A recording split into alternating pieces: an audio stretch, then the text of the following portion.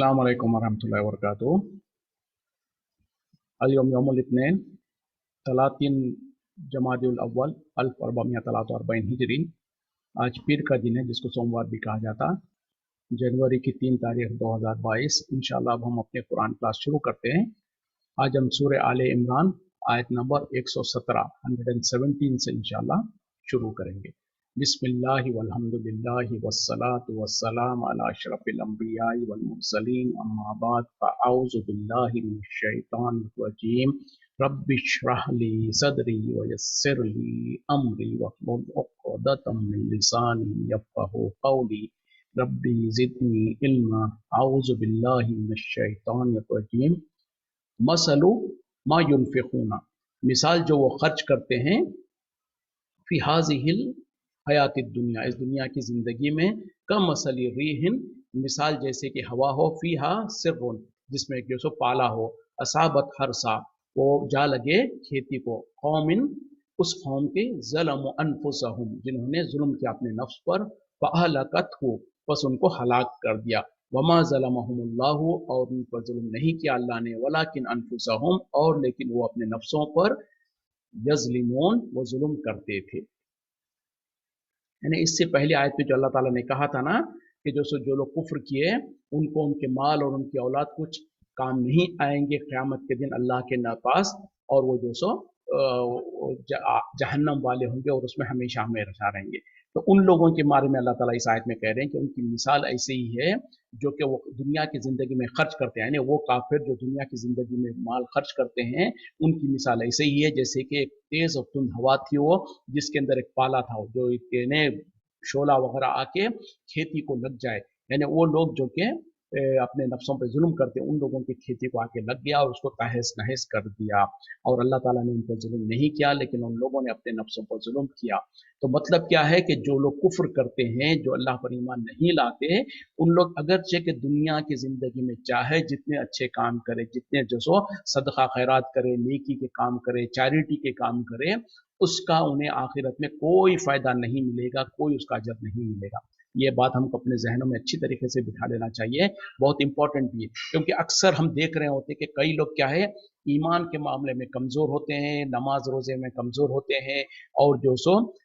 लेकिन अच्छे काम बहुत सारे कर रहे होते हैं, चैरिटी के काम कर रहे होते हैं, ईमान लाने वाले भी, यानी जो नाम निहात मुसलमान होते हैं वो भी, और उसके अलावा फिर हम खास तौर पे कुछ काफिरों को भी देख रहे होते हैं जो काफिर तो है, लेकिन उनकी जो चैरिटी के मामले में, खैर खाई के मामले में, लोगों के साथ अच्छा मामला करने में बहुत ज्यादा उनकी जो सो खिदमतें होती है। बल्कि जैसे कि मिसाल जो सो मदर टेरेसा की है, जिसके बारे में सारी दुनिया उसको जानती है कि उसने जो सो बहुत सारे रिफाई काम किया है, बहुत सारे चैरिटी के काम किए हैं, बल्कि आज भी जो सो उसके मरने के बाद भी कितने ही सालों तक उसकी चैरिटी वगैरह चल रही है। तो ऐसे लोगों के बारे में क्या, उनकी जो दुनिया में उन लोगों ने जो कुछ नेक काम किए थे, जो चैरिटी काम किए थे, उसका उन्हें आखिरत में कोई फैसला मिलेगा, कोई फायदा होगा? उसका जवाब यहाँ पर अल्लाह ताला कह रहे हैं कि हरगिज नहीं। यानी वो लोग जो दुनिया में खर्च करते हैं उसकी मिसाल ऐसे ही है जैसे कि जो सो एक आग का बगोला आए और खेती को लग जाए और खेती पूरी की पूरी तहस नहस कर दे। और उन लोगों ने अपने नफ्सों, अल्लाह ने उन पर जुल्म नहीं किया, उन लोगों ने खुद अपने नफ्सों पर जुल्म किया। तो ये पता क्या चला, बेसिक बात क्या है कि आपके अमाल का अजर आपको अगर आखिरत में चाहिए तो सबसे पहली ज़रूरत और लाजिम चीज़ है कि ईमान। जिसका ईमान है उसी के लिए फिर आखिरत में उसके दुनिया के नेकियों का अजर मिलेगा। उसके बरक्स जो ईमान से खाली होगा, जो ईमान नहीं रखता होगा, चाहे सारी दुनिया के वो ढेरों चैरिटी का काम कर ले, ढेरों जो सो बड़े बड़े नेक काम कर ले, उसको आखिरत में उसका कोई फायदा नहीं होगा, उसका कोई हिस्सा नहीं मिलेगा। इसकी वजाहत और एक हदीस से भी होती है। हजरत आयशा सिद्दीक़ा रज़ियल्लाहु अन्हा ने नबी सल्लल्लाहु अलैहि वसल्लम से पूछा था, जाहिलियत के वक्त में, इस्लाम से पहले एक आदमी था, उसका नाम मैं भूल रहा हूँ, वो बहुत ज्यादा जो सो चैरिटी के काम किया करता था। लोगों को जो सो जो हज और उम्रे पे आते हैं उनको जो सो सत्तू घोल घोल कर पिलाता, उनकी खिदमत करता, उनको पानी पिलाता। इस तरीके से बहुत मशहूर था वो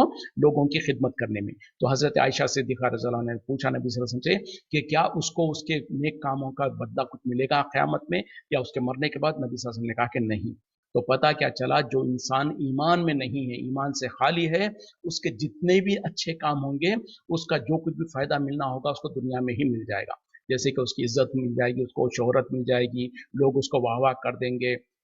उसकी तारीफ़ें हो जाएँगी और अल्लाह ताला जो चाहे उसको दुनिया में कुछ आराम वग़ैरह दे दे, लेकिन आखिरत में कोई सिला नहीं मिलेगा। क्यों? कि आखिरत में तो सिर्फ़ उन लोगों के लिए अजर मिलेगा जो ईमान वाले हैं, जो ईमान ले आए अल्लाह पर, अल्लाह को एक अकेले को मानते थे, उस पर ईमान लाए थे, उन्हीं के लिए आखिरत में फ़ायदा है। उसके अलावा जितने भी लोग हैं,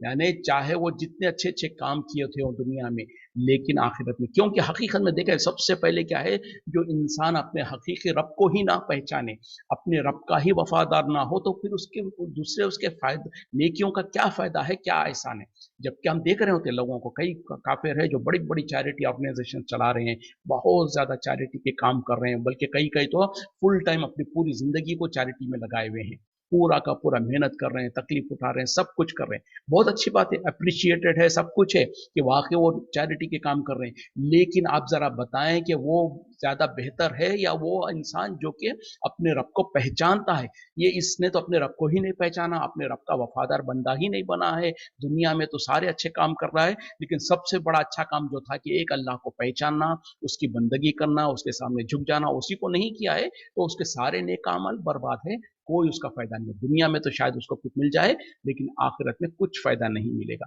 तो इससे ये भी साबित हुआ कि हम जो अपने आप को मुसलमान कहते हैं, हम भी अगर हमारे ईमान में मजबूत नहीं है, पुख्ता नहीं है, और ईमान के जो क्या कहते हैं को मिनिमम क्वालिफिकेशन जो है, अगर उसको क्वालिफाई नहीं कर रहे हैं, चाहे हम किसी मुसलमान खानदान में पैदा हुए हों, चाहे हमारे वोटर आईडी में और शिनाख्ती कार्डों में मुसलमान के सर्टिफिकेट मिला हुआ हो, लेकिन अल्लाह के पास एक तो हमारा ईमान का कोई भरोसा नहीं, दूसरा फिर जब ईमान का भरोसा नहीं तो आमाल का भी कोई भरोसा नहीं। तो इसीलिए इसीलिए तो कहा जाता है कि अमल से पहले अकीदे की दुरुस्ती जरूरी है, और उसीलिए तो जो सो आप अमाल करने से पहले अपने ईमान को दुरुस्त कर लें, अपने अकायद को दुरुस्त कर लें, उसके बाद थोड़ा भी अमल करेंगे तो फायदा होगा। इसके बजाय आप ढेरों अमाल कर लें, सारे के सारे नेक अमाल करें, लेकिन आपके ईमान में कमजोरी है, आपके ईमान में जो सो फतूर है, तो फिर वो सारे के सारे नेकियां रायगा जाएंगी, बर्बाद जाएंगी, जैसे कि यहाँ पर अल्लाह ताला बयान कर रहे हैं। या अय्युहल्लज़ीना आमनु, ए ईमान वालो, ला तत्तखिज़ू बितानातन, ना तुम बना लो दोस्त, राजदार यानी गहरे दोस्त, मिन दूनिकुम, तुम्हारे सिवा यानी तुम्हारे अपनों के सिवा, ला य, ला यलूनकुम खबाला, वो जो सो हरगिज कमी नहीं करते खराबी में,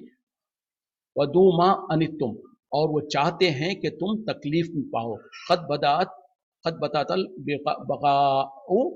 बगजाओ, तहकीक वाजे हो चुकी उनकी दुश्मनी, मिन अफवाहिम, उनके मुंहों से, वमा तुख्फी सुदूरुहुम, और जो कुछ छिपाए हुए उनके दिलों में, अकबरू, वो और भी ज्यादा बहुत बड़ा है, खद बय्यना लकुमुल आयाती, हम खोल खोल कर बयान करते हैं तुम्हारे लिए आयतों को, इन कुंतुम ताक़िलून, अगर तुम अकल रखते हो। यानी अब यहाँ पर अल्लाह ताला ईमान वालों को कह दें कि ए ईमान वालों, तुम अपने अलावा दूसरों को अपना गहरा दोस्त या अपना राजदार मत बना लो। क्यों? कि वो जो सो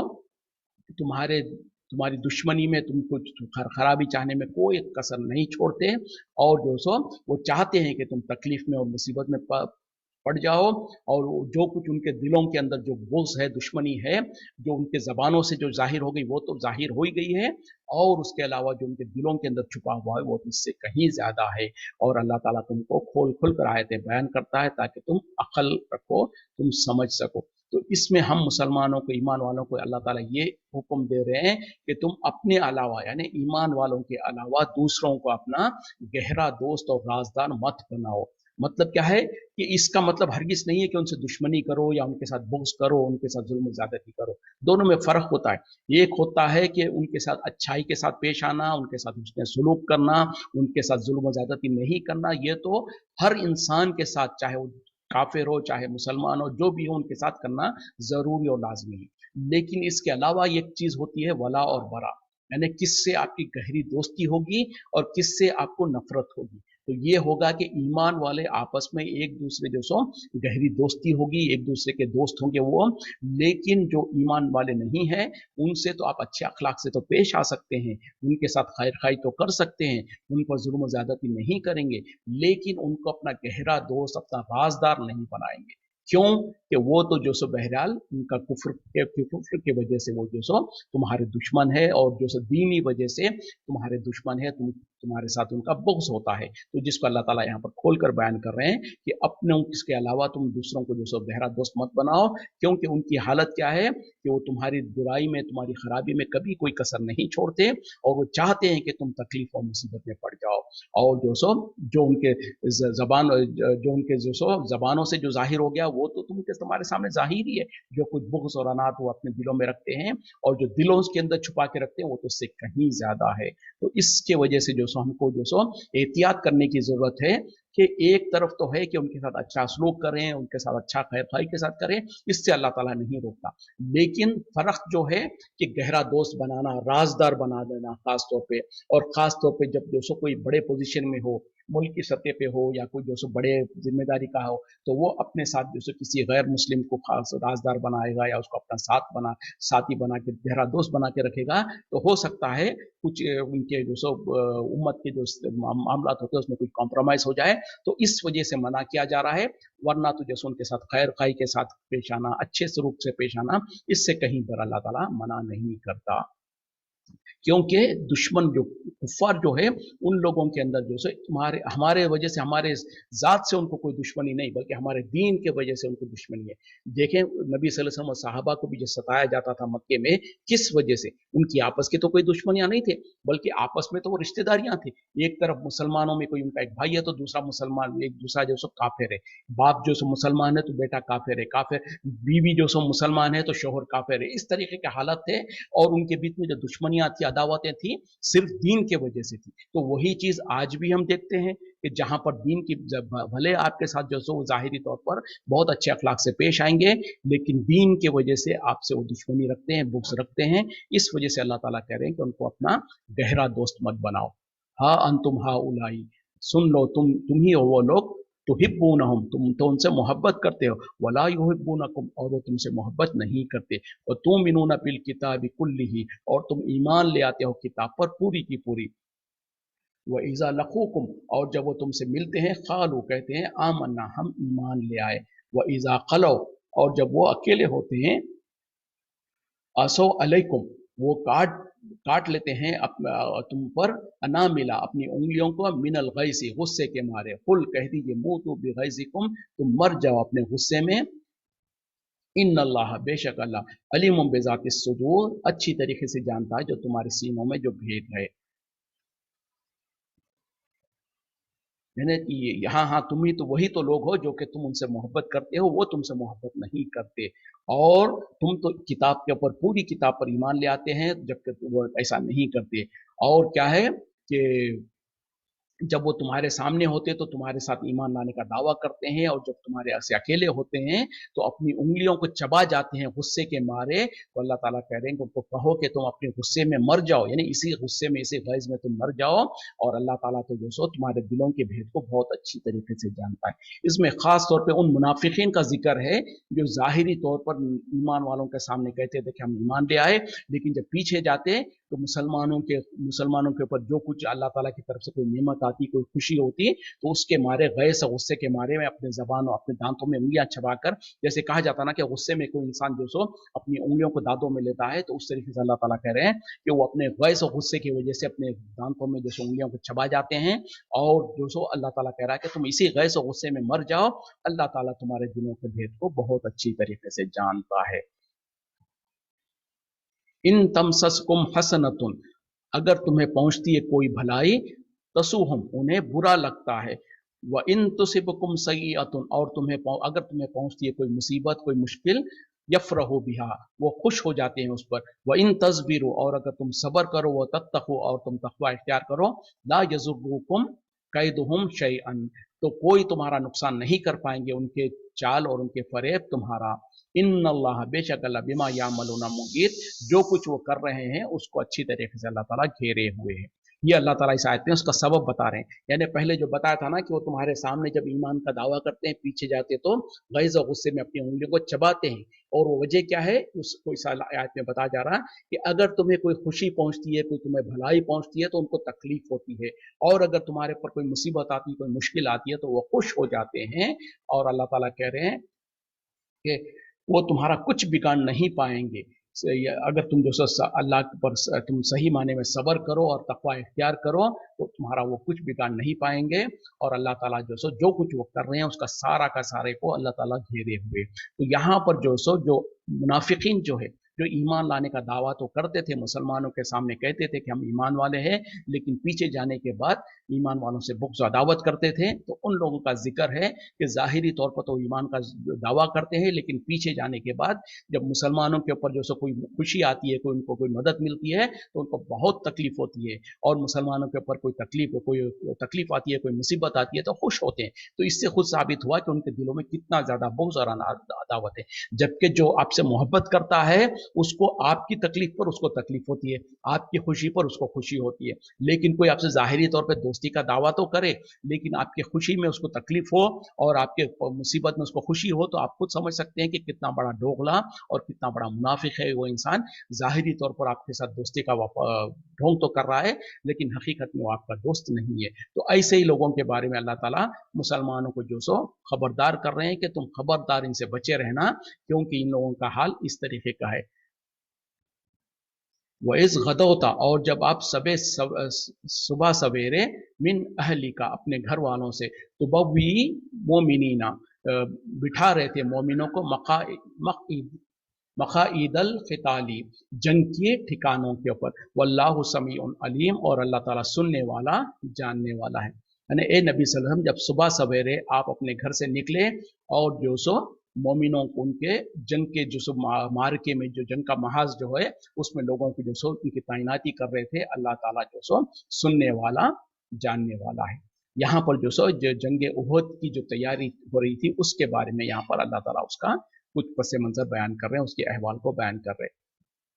इस हमत ताइफतानी मिनकुम, जब इरादा कर लिया दो गिरोह ने तुम में से, अन तफशला, कि वो हिम्मत हार जाए, वल्लाहु वलीहुमा, और अल्लाह ताला उन दोनों का कारसाज था, मददगार था, व अलल्लाहि, और अल्लाह ही पर, फल्यतवक्कलिल मोमिनून, चाहिए कि मोमिनों को तवक्कुल करें। यानी जब तुम्हारे में से दो जमातें इरादा यानी हिम्मत हारने की इरादा कर चुके थे, यानी वो हिम्मत हार रहे थे, तो अल्लाह ताला ने अल्लाह ताला उनका कारसाज था, वली था, अल्लाह ताला ने उनकी हिम्मत को बनाए रखा, और अल्लाह ताला ही के ऊपर भरोसा करना चाहिए मोमिनों को। तो ये जो सो ये और उसके आगे की आयतें जो है खास तौर पे जंग उहद के वक्त के पस मंज़र में उसके बयान की जा रही है। उसका पस मंज़र थोड़ा सा ये है कि खास तौर पे जब 2 हिजरी में पहली जो मारका हुआ काफिरों के साथ जंग बदर के अंदर, तो उसमें जो सो काफिर जो सो 1000 की तादाद में थे, मुसलमान जो सो 313 थे, और मुसलमानों के पास कोई ज़्यादा हथियार वगैरह भी नहीं थे, कोई उनकी तैयारी वगैरह भी नहीं थी, जबकि मुशरिकीन जो सो मक्के से जो आए थे वो बहुत ज़्यादा तैयारी के साथ, उनके पास सारे हथियार वगैरह सब कुछ थे। यानी सब कुछ होने के बावजूद भी जो सो अल्लाह ताला ने मुसलमानों की मदद की बदर में, और जो सो काफिरों को जलील व खार किया, और बहुत जलील होकर शिकस्त खाकर चले गए थे, जबकि उनके 70 या 75 जो सो मारे गए थे और उतने ही जो सो कैदी बनाए गए थे। तो ये उनके लिए बहुत बड़ी जिल्लत की बात थी। तो उसके अगले साल जो सो मुशरिकीन ने जो सो पूरी तैयारी कर कर मुसलमानों से बदला लेने के खातिर वो उहद के मैदान में आकर पड़ाव डाल दिए थे, यानी मदीने के बाहर जो है जिस जो उहद कहा जाता वहां पर वो अपना पड़ाव डाले हुए थे। तो जैसे नबी सल्लल्लाहु अलैहि वसल्लम को इसका इल्म हुआ, तो नबी सल्लल्लाहु अलैहि वसल्लम ने सहाबा से मशवरा किया कि हम क्या करें, क्या हम मदीने के अंदर रहकर ही उनका इंतजार करें काफिरों का और उनसे जंग करें, या मदीने से बाहर जाकर, क्योंकि उहद जो है मदीने के शहर से थोड़ा बाहर है। अब आजकल तो शायद बिल्कुल करीब नजर आता, लेकिन उस जमाने में थोड़ा बहुत दूर नजर महसूस हो सकता था। तो बहरहाल नबी सल्लल्लाहु अलैहि वसल्लम ने जब सहाबा से जो सो मशवरा किया, तो कुछ लोगों ने तो कहा कि हम जो सो मदीने में ही रहेंगे और यहीं पर उनसे लड़ेंगे, लेकिन कुछ सहाबा जो नौजवान थे, जिनको जो सो खास तौर पे बदर में जो सो जंग करने का, जिहाद करने का उनको मौका नहीं मिला था, वो बहुत पुरजोश थे। उन लोगों ने जो सो नबी सल्लल्लाहु अलैहि वसल्लम को मशवरा दिया कि हम मदीने में क्यों रहें, हम शहर से बाहर निकल कर उहद के पास जाकर वहां पर जो सो उनसे मुकाबला करेंगे। तो जब बहरहाल नबी सल्लल्लाहु अलैहि वसल्लम को ये मशवरा दिया गया, तो नबी सल्लल्लाहु अलैहि वसल्लम अपने घर में गए, अपने खैमे में, अपने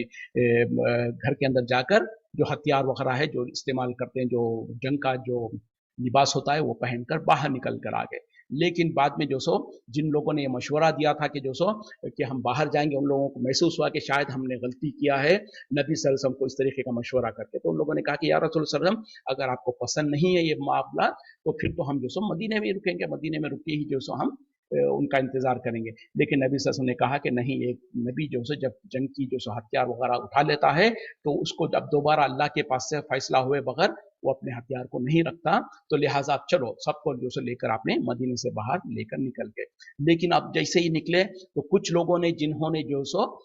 مدینے میں رہنے کا جو ارادہ کیا تھا اور مشورہ دیا تھا، ان لوگوں کو بہت تکلیف ہوئی، ان لوگ برا محسوس کیے، اور خاص طور پہ اس میں رئیس المنافقین جو تھا عبداللہ ابن سبا، اس نے بھی یہی مشورہ دیا تھا کہ ہم باہر کیوں جائے، بولے ہم مدینے میں ہی رہیں۔ لیکن جب نبی صلی اللہ علیہ وسلم نے ان لوگوں کی بات کو نہیں مانا تھا، اور خاص طور پہ منافقین جو تھے ان کی بات نہیں مانی گئی تھی، تو ان کو بہت تکلیف ہوئی اور وہ جو سو برا محسوس کر رہے تھے۔ تو بہرحال جب نبی صلی اللہ علیہ وسلم اور صحابہ کرام سب مل کے جو سو تقریباً جو سو 1400 شاید غالباً تھے صحابہ، یہ سب لے کے جب ان کو نبی صلی اللہ علیہ وسلم نے لے کر نکلے، یا ہزار تھے بہرحال، تو ان لوگوں کو جب لے کے نکلے تو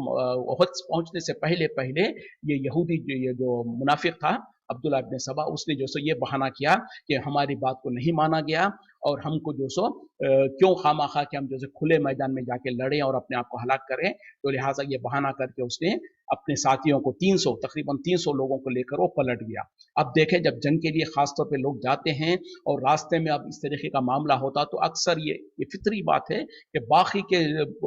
مجاہدین پر بھی، باقی کے جو کیا کہتے ہیں فوجی ہے، ان کے اوپر بھی جو سو سائیکولوجیکل اثر ہوتا ہے۔ اسی کا اللہ تعالیٰ یہاں پر جو ذکر کر رہے ہیں، تم میں سے 2 جماعتیں جو سو ہمت ہار جانے لگی تھی۔ جب منافقین جو سو 300 کی تعداد میں ان لوگوں نے یہ بہانہ کر کے پیچھے پلٹ گئے اور واپس مدینہ پہنچ گئے، تو اس وقت میں جو مسلمانوں میں کے 2 جماعتیں تھیں وہ بٹ نیچرل، یعنی کیونکہ فطری طور پر انسان کے ساتھ ہوتا ہے، ان لوگ بھی ہمت ہار رہے تھے، ان لوگوں نے بھی جو سو پست ہونے کی جیسے کر لیا، لیکن اللہ تعالیٰ نے ان کی مدد کی، اللہ تعالیٰ نے ان کی تائید کی۔ تو اللہ تعالیٰ یہی کر رہے ہیں کہ مومنوں کو چاہیے کہ اللہ ہی پر بھروسہ کرے۔ تو یہ بہرحال تھوڑا سا پس منظر ہے جنگ احد کا۔ تو اس حالت میں جب 1000 کا لشکر لے کے نکلے، راستے میں سے 300 واپس ہو گئے، اب رہ گئے 700 میں سے بھی کچھ لوگ جو سو ہمت ہارنے لگ رہے تھے، تو پھر اللہ تعالیٰ نے ان کی مدد کی، اللہ تعالیٰ نے ان کو ثابت قدم رکھا۔ یہ سیناریو میں جو سو یہ سارا کا سارا معاملہ ہو رہا تھا۔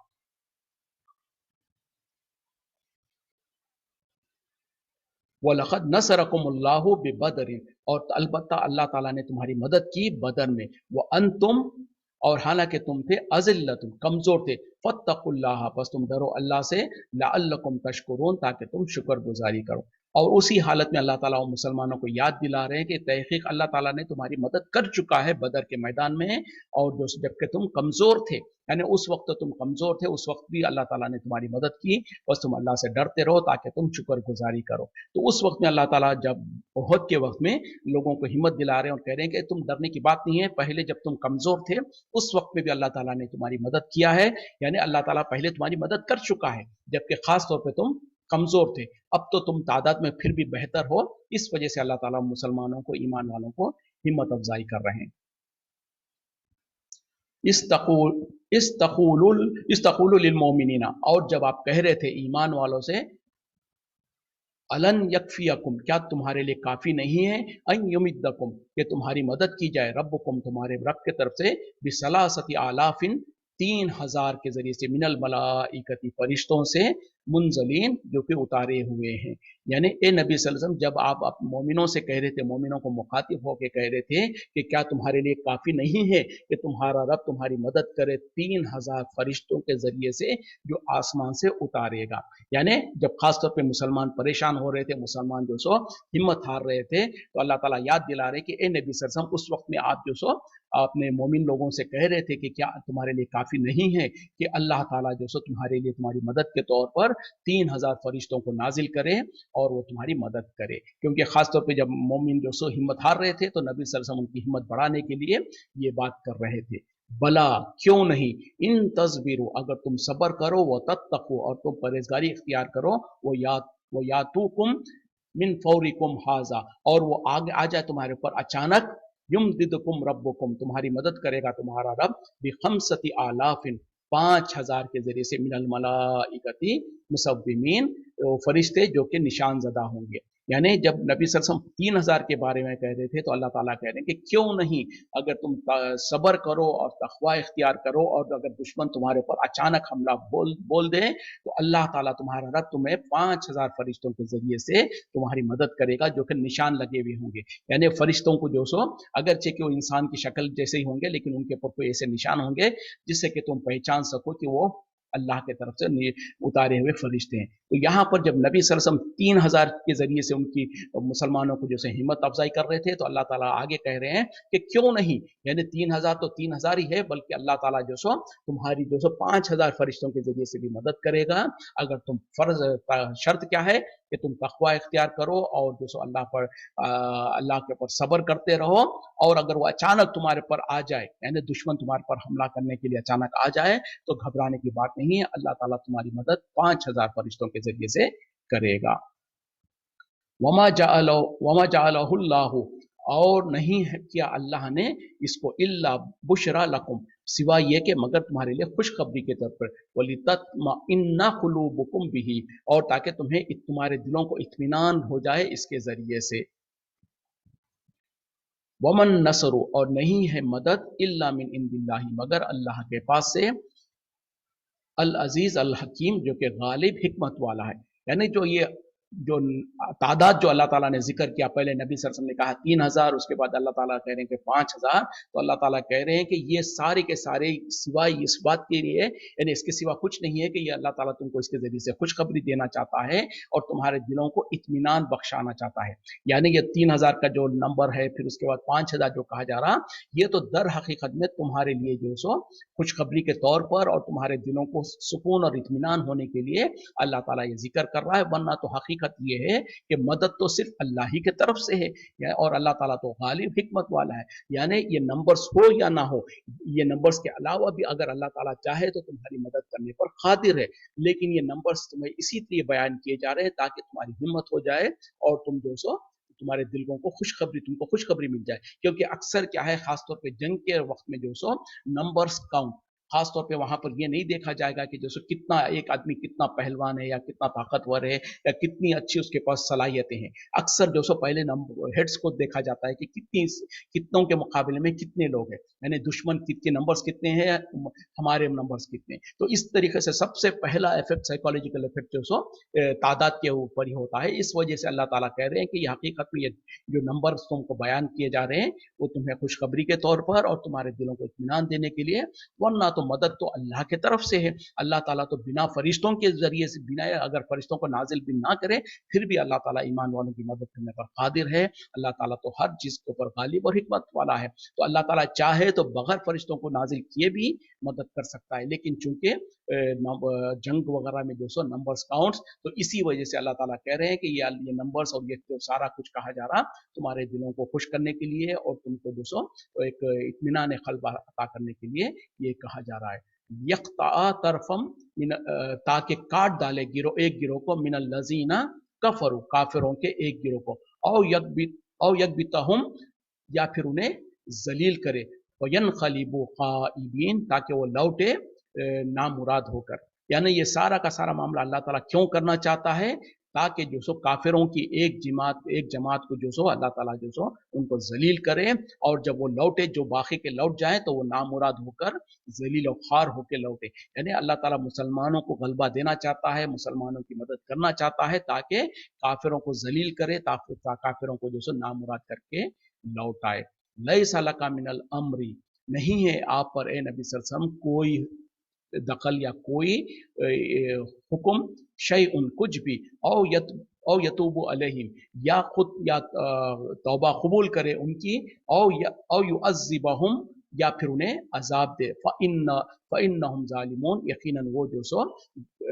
जालिम है। यानी अब यहाँ पर अल्लाह ताला नबी सल्लल्लाहु अलैहि वसल्लम को मुखातिब होकर कह रहे हैं, ए नबी सल्लल्लाहु अलैहि वसल्लम, आपका इस मामले में, इस हुक्म में जो सो कोई इख्तियार नहीं है। अगर अल्लाह चाहे तो उनको माफ करे, या अल्लाह ताला उनको चाहे तो अजाब दे, बेशक वो गुनहगार लोग है।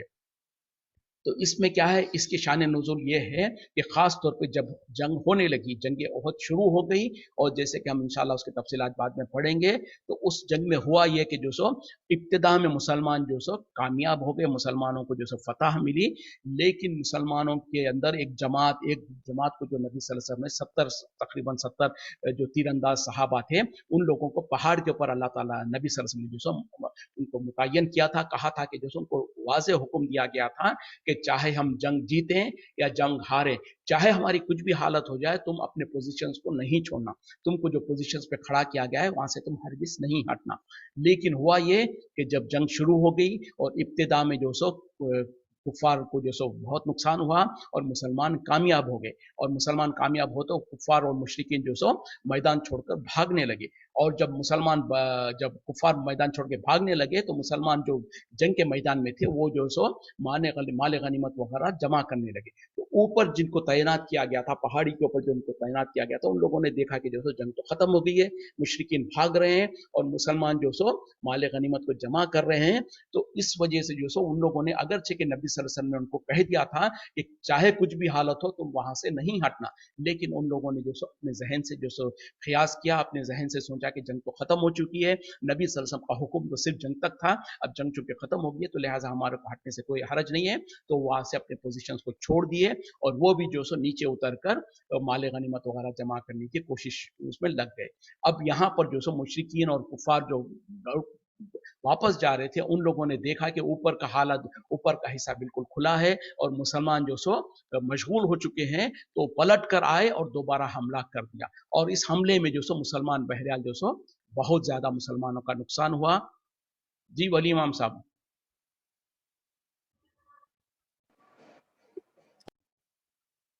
ہلو جی، تو بہرحال بات جو چل رہی تھی کہ اس میں جو سو مسلمانوں کا بہت زیادہ نقصان ہوا، اور وہیں پر جو سو نبی صلی اللہ علیہ وسلم کے دندان مبارک بھی شہید ہوئے، آپ صلی اللہ علیہ وسلم کو جو سو چہرہ بھی زخمی ہوا، تو جو پہلی ابتدا میں جو جنگ جیت رہے تھے وہ جو سو مسلمانوں کی تھوڑی سی کوتاہی اور غلطی کی وجہ سے، نبی صلی اللہ علیہ وسلم کی نافرمانی کی وجہ سے جیتی ہوئی جنگ ہار میں تبدیل ہو گئی اور مسلمانوں کا بہت زیادہ نقصان ہوا، اور اسی میں جو سو نبی صلی اللہ علیہ وسلم زخمی بھی ہوئے، آپ صلی اللہ علیہ وسلم کے 2 دندان مبارک شہید ہوئے، آپ کے چہرے پہ زخمی ہو گیا، آپ کے جو جوتی میں خون سے بھر گیا، تو بہرحال جب یہ حالت ہوئی تو نبی صلی اللہ علیہ وسلم کو بھی بہت تکلیف ہوئی، آپ صلی اللہ علیہ وسلم نے اپنی زبان سے کچھ الفاظ نکالے، آپ نے کہا کہ اللہ تعالیٰ اس قوم کو کیسے ہدایت دے سکتا ہے جو اپنے قوم کو، اپنی جو سو نبی کو زخمی کر دے اور اپنی نبی کو جو سو تکلیف پہنچائے، اگرچہ کہ یہ جو سو فطری طور پر آپ کے زبان سے نکلی تھی باتیں، لیکن چونکہ نبی صلی اللہ علیہ وسلم کا مقام اپنی جگہ ہے، تو اللہ تعالیٰ نے اس وقت میں یہ آیت نازل کیا اور کہا کہ اے نبی صلی اللہ علیہ وسلم، یہ آپ کا اس معاملے میں کوئی اختیار نہیں ہے، اللہ تعالیٰ چاہے تو ان کی توبہ کو قبول کرے یا ان کو سزا دے، یقیناً یہ گناہ گار ہے، یعنی ٹھیک ہے ان لوگوں نے تو آپ کو زخمی کیا، آپ کو تکلیف پہنچایا، اس طریقے سے یقیناً یہ گناہ گار تو ہے، لیکن یہ اللہ کے ہاتھ میں ہے، یہ اللہ کے اختیار میں ہے، چاہے تو اللہ تعالیٰ ان تمام کو سزا دے یا اللہ تعالیٰ چاہے تو ان کو معاف کر دے۔ اس طریقے سے جب اللہ تعالیٰ نے یہ آیت نازل کر کے نبی صلی اللہ علیہ وسلم کو احساس دلایا کہ آپ اپنی زبان سے ایسے کلمات نہ نکالیں، کہ اللہ تعالیٰ اس قوم کو کیسے ہدایت دے گا جس قوم نے جو سو اپنے نبی کو زخمی کر دیا، اور اس کے بعد پھر بہرحال نبی صلی اللہ علیہ وسلم اس سے خاموش ہو گئے، بلکہ اور ایک روایت میں یہ آتا کہ اس کے بعد نبی صلی اللہ علیہ وسلم نے کچھ عرصے تک جو سو قنوت نازلہ پڑھ کر جو سو نمازوں میں ان لوگوں کو بددعا کر رہے تھے، تو اس وقت میں بہرحال یہ شان نزول چاہے تو یہ یا چاہے تو وہ یا دونوں کیا کہتے ہیں کہ واقعات تھے جس کی وجہ سے یہ آیت نازل ہوئی۔ اس کے بعد نبی صلی اللہ علیہ وسلم نے اپنی خاموشی کا اختیار کیا، اس کے بعد بہرحال تاریخ گواہ ہے کہ انہی کے خاندان میں سے، انہی کے قبیلوں میں سے اس کے بعد کے لوگ پورے کے پورے اسلام لے آئے، تو بہرحال اللہ تعالیٰ یہی بات کہنا چاہ رہے ہیں کہ اے نبی صلی اللہ علیہ وسلم آپ ایسی بات نہ کہیے، اللہ تعالیٰ بہتر جانتا ہے کہ ان لوگوں میں سے کسی کو ہدایت ملنی ہے، کسی کو ہدایت نہیں ملنی ہے، کس کو سزا دینی ہے، کس کو سزا نہیں دینی ہے، تو اس سے یہ بھی ثابت ہوا کہ نبی صلی اللہ علیہ وسلم کو غیب کا علم نہیں تھا، اور نبی صلی اللہ علیہ وسلم کو بھی اس معاملے میں کچھ اختیار نہیں تھا، آپ نے فطری طور پر ایک انسان ہونے کے طور پر، ایک جو جذباتی طور پر جو انسان کو تکلیف ہوتی ہے، خاص طور پر نبی ہے، وقت کے نبی ہے، اور آپ کو جو ظالموں نے جو زخمی کر دیا تھا، اس وقت میں آپ کے زبان سے کچھ الفاظ نکلے جس کے اوپر اللہ تعالیٰ نے کہہ دیا کہ اے نبی صلی اللہ علیہ وسلم یہ آپ کے اختیار میں نہیں ہے، ہدایت دینا اللہ کے اختیار میں، اللہ تعالیٰ بہتر جانتا ہے کہ یا تو ان کو سزا دے یا تو پھر ان کو ہدایت دے، اور آپ جو سو اس معاملے میں آپ کا کچھ اختیار نہیں۔ اسی طریقے سے پھر حقیقت میں ثابت بھی ہوا، اور دوسری جگہ پر بھی اللہ تعالیٰ نے کہا انک لا تہدی من احببت ولکن اللہ یہدی من یشاء، اے نبی صلی اللہ علیہ وسلم آپ جس کو چاہے، جس کو خواہش کو، جس کے بارے میں خواہش کرے اس کو آپ ہدایت نہیں دے سکتے ہیں، اللہ تعالیٰ جس کو چاہتا ہے اس کو ہدایت دیتا۔ تو بہرحال یہاں پر جو سو یہ سمجھنے کی بھی ضرورت ہے کہ اللہ تعالیٰ جو سو جہاں پر جو سو اگر کوئی بات آپ اللہ کو پسند نہیں آئی تو اللہ تعالیٰ نے اس کو بھی جو سو شرمایا نہیں کہ قرآن میں اس کے بارے میں کوئی آیت کو نازل کر دے اور احساس دلا دے، تاکہ جو سو مسلمانوں کو جو سو احساس ہو کہ کسی طریقے سے یعنی جو انصاف ہے، جو حق ہے وہ واضح ہو جائے اور جو حقیقت ہے وہ سامنے آ جائے۔ ہم اسی پہ اکتفا کرتے ہیں، آگے انشاءاللہ آگے پڑھتے رہیں گے کل۔ وآخر دعوانا الحمدللہ رب العالمین، سبحانک اللہم وبحمدک، اشہد ان لا الہ الا انت، استغفرک واتوب الیک۔ السلام علیکم ورحمۃ اللہ وبرکاتہ۔ جی ولی امام بھائی کچھ کہنا چاہ رہے ہیں آپ؟